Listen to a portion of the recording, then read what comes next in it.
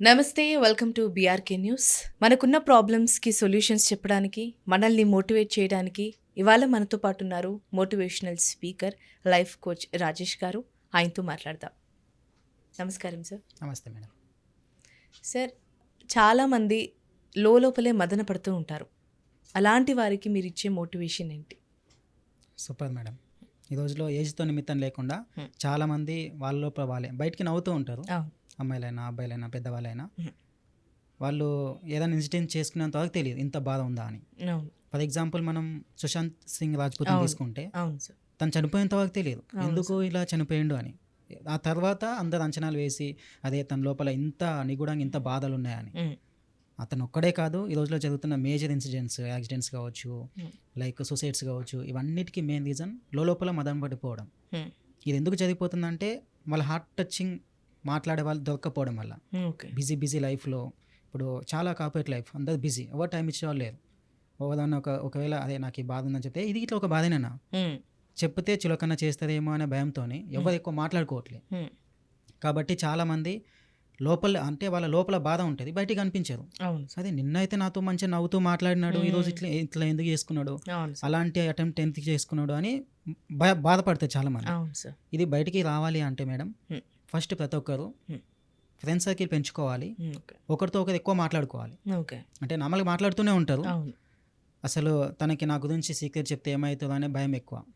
ఈ రోజుల్లో చెప్పేంత వరకు వింటారు, ఆ తర్వాత మళ్ళీ చులకన వేసి మాట్లాడుతున్న భయంతో కరెక్ట్ సర్కిల్ లేకపోవడం వల్ల. అంటే వాళ్ళకంటూ ఒక మంచి మెంటర్ ఎంచుకోవాలి, వాళ్ళ సీనియర్ కావచ్చు, జూనియర్ కావచ్చు, ఎవరైనా ఒక మంచి సజెషన్ ఇచ్చేవాళ్ళని ఒక పెద్దని తెలుసుకొని మనసు విప్పి మాట్లాడుతూ ఉంటే లోపల ఉన్న ఆ బాధ బయటికి వెళ్ళాలి అంటే మాట్లాడుతూ ఉండాలి. కదిలించినప్పుడు తెలుస్తుంది.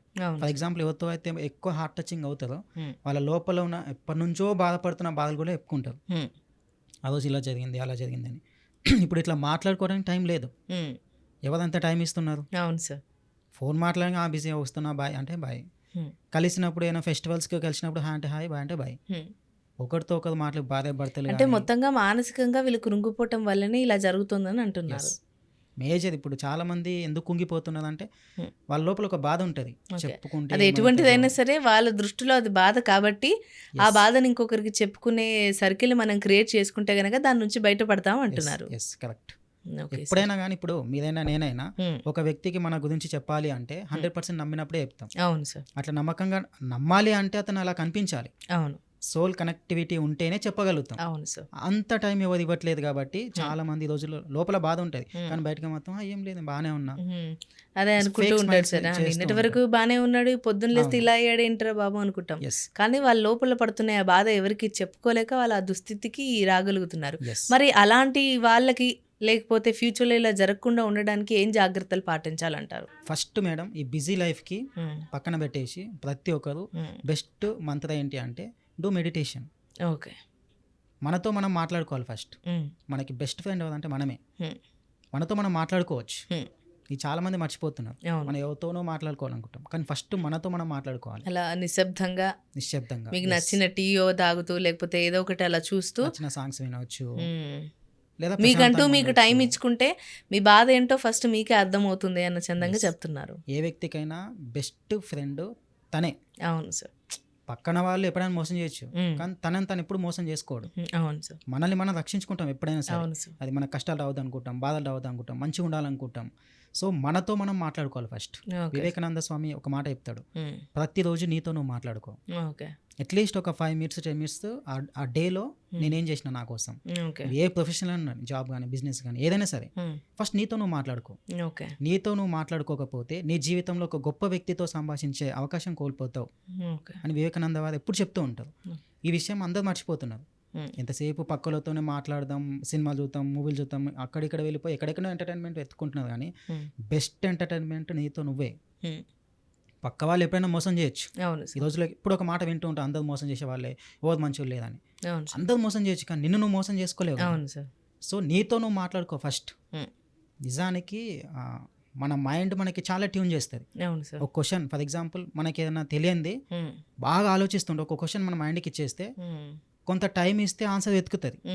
ఫర్ ఎగ్జాంపుల్ మనం ఇంట్లో ఎక్కడో ఒక చోట ఏదో ఒక కీ కానీ ఏదైనా ఒకటి పెట్టినాం అనుకోండి, మనమే పెట్టినాం మర్చిపోయినాం, ఏదో తెలియదు, వెతుకుతా ఉంటాం దొరకదు.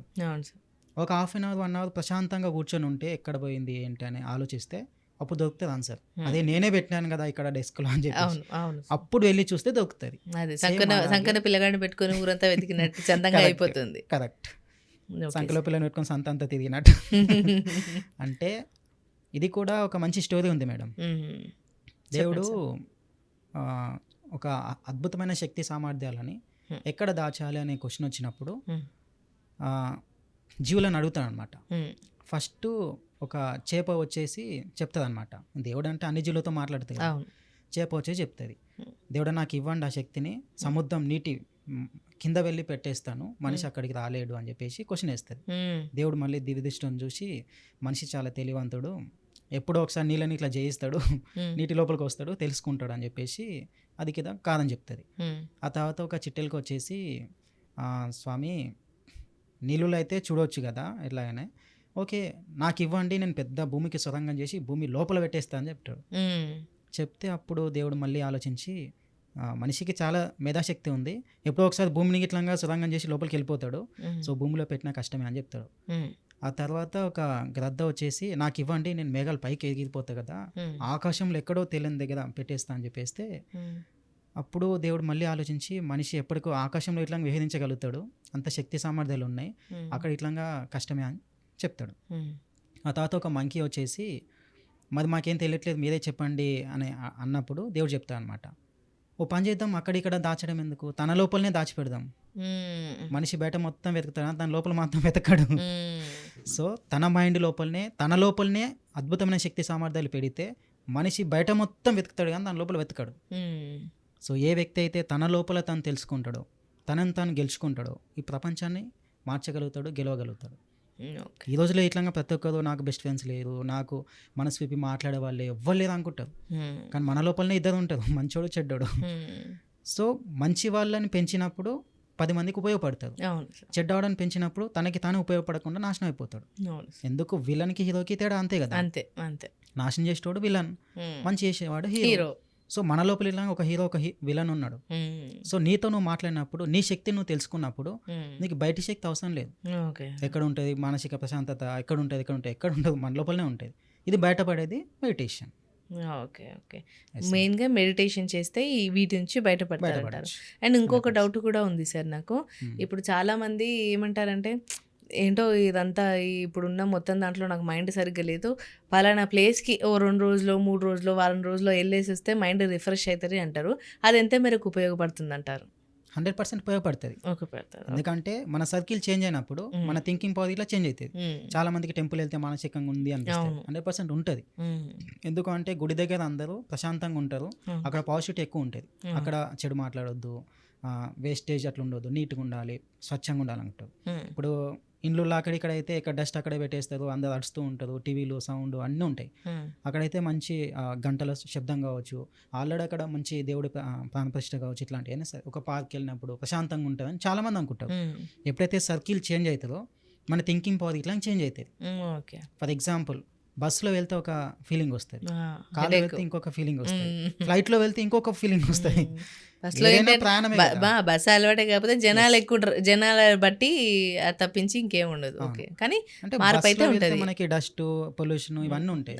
అదే ఫ్లైట్లో వెళ్తే శబ్దం, క్లీన్, చాలా నీట్నెస్ ఉంటుంది, ప్రశాంతంగా ఉంటుంది. బస్సులో అయితే 100 కిలోమీటర్లు వెళ్ళాలంటే 5 గంటలు పడుతుంది.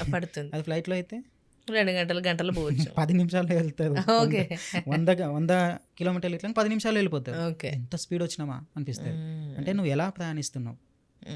ఎందుకు మెడిటేషన్లో చాలా ఆన్సర్స్ తెలుస్తాయి అంటే ఫస్ట్ నీ మైండ్ నీ చేతిలో ఉంటుంది, నువ్వు నీ చేతిలో ఉంటావు. అందుకే పెద్దలు అంటుంటారు ఏదైనా ప్రశాంతంగా కూర్చొని ఆలోచించు.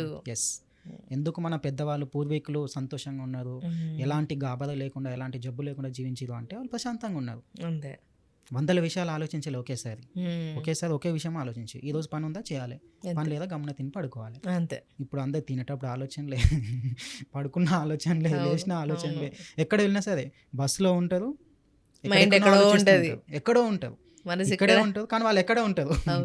వాళ్ళు మనిషి ఇక్కడ మనసు ఎక్కడో ఎక్కడో వాళ్ళకే తెలియదు ఎక్కడెక్కడో విహరిస్తూ ఉంటారు. అవును సార్. ఎందుకంటే ఎవ్వరికి ప్రశాంతత లేదు ఈ రోజుల్లో. ప్రశాంతత కరువు అయిపోయింది. ఈ ప్రశాంతత వెతుకోనికి మీరు అన్నట్టుగా ఒక ప్లేస్కి వెళ్ళాలి మంచిదే, కానీ ఆ ప్లేస్కి వెళ్ళి కొన్ని నేర్చుకొని రావాలి. చాలా మంది నేను టెంపుల్కి వెళ్ళినా చాలా ప్రశాంతంగా ఉన్నా, మళ్ళీ వచ్చినాక అదే టెన్షన్. ఏం నేర్చుకున్నావు గుడికి వెళ్ళి? లాభం లేదు. ఏదైనా ఒక మంచి మీటింగ్కి వెళ్ళినా, నార్మల్గా మోటివేషన్ మీటింగ్స్ కానీ ఏమైనా వెళ్ళినప్పుడు చాలా హ్యాపీగా అనిపిస్తుంది. అక్కడ విన్న స్టోరీస్ కానీ అక్కడ చూసిన ప్రతిదీ వాళ్ళు కనిపిస్తావు, అదే ఇలా ఉంటే బాగుంటుంది కదా అని. అలా ఉండొచ్చు కదా. అవును సార్.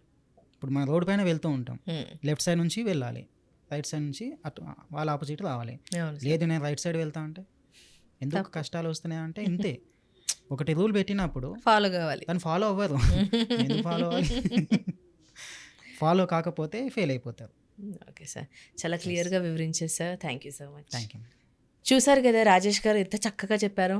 ఇంకా మీకు ఎటువంటి డౌట్లున్నా, మీకు మానసికంగా ఎలాంటి ప్రశ్నలు ఉన్నా కానీ మాకు సూచిస్తే కనుక మళ్ళీ వచ్చే ఎపిసోడ్లో ఆ ప్రశ్నలు అడిగి మీకు సమాధానాలు దొరికేలా చేస్తాము.